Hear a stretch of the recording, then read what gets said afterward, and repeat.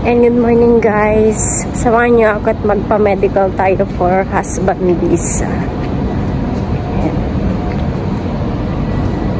Morning, 7 o'clock dito sa Dubai. So, tour po kayo sa mga bahay-bahay. So, samahan niyo ako guys. Tara, mag-metro muna tayo sa Salahuddin, papuntang Al Nahda Metro Station.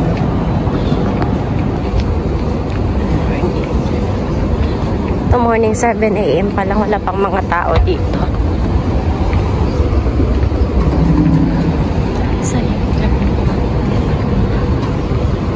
Ganito ang Dubai pag morning.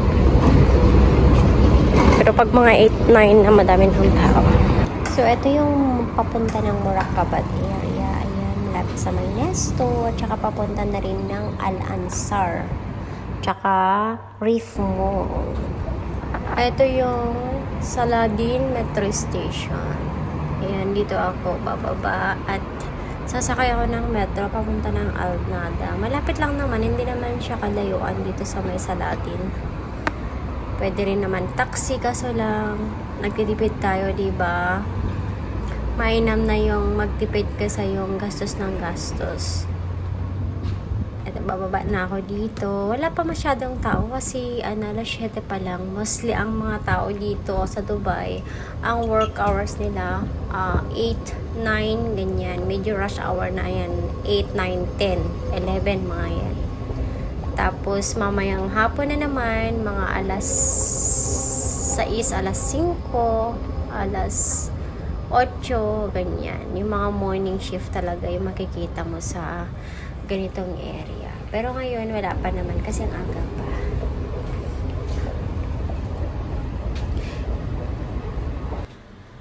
Ayan, so dito yung malapit sa may na to, papunta ng Al Nahda.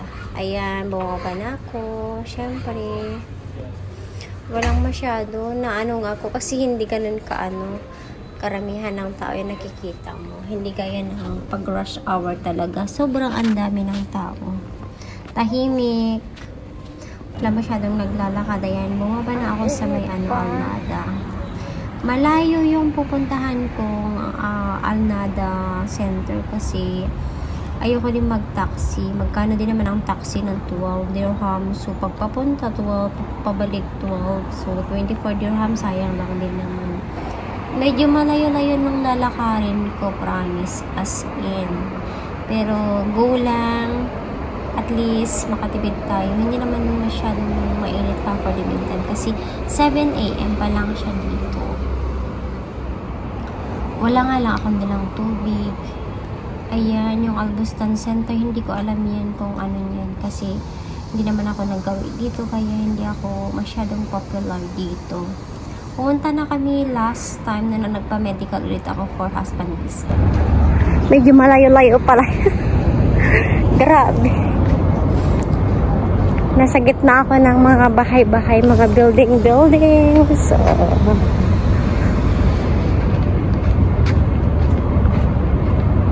hindi na sumama si Papa kasi nga tulog pa si Robin. Ako lang pag-isa.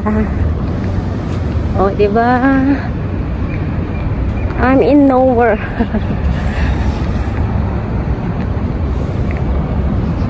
Ganito ang Dubai, ang init.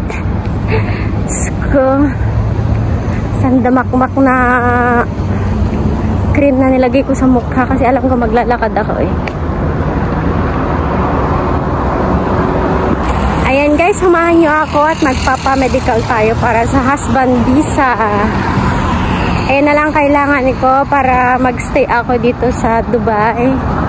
Husband visa, pasensya na kayo sa aking nag-oiling skin. Ang layo pa ng dadaanan ko. Diyos ko. Paliko-liko pa. So, ito yung Dubai.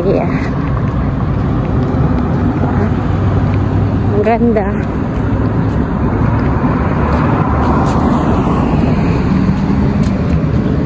Ang layo pa lang pupuntahan ko. My God.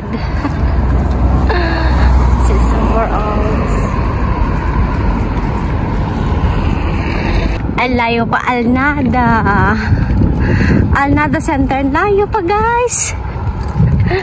My God, nagpayong na ako din kasi ang init. Oh, tingnan nyo naman ang Dubai. Sobra.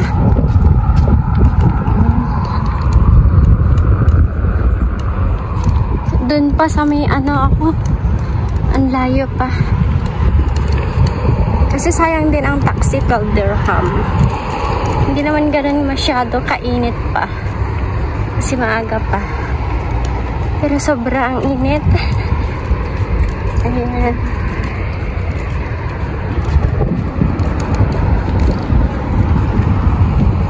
So, ayan guys. Malapit na ako. Sa wakas, ito na. Ayan na. Alnada Center.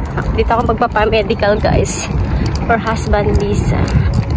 O, diba? Disyerto. May mga kable-kable ng ano, dewa. Kuryente. Nandito na tayo. Papasok na tayo.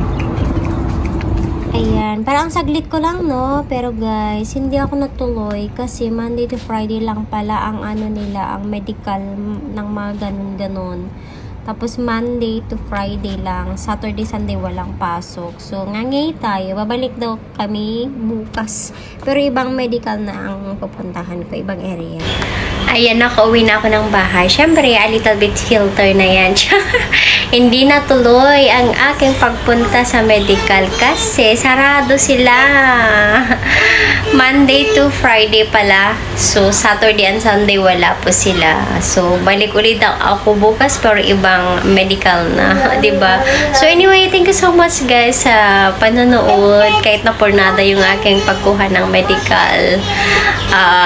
Sinamahan niyo ako. So, thank you so much for watching. See you!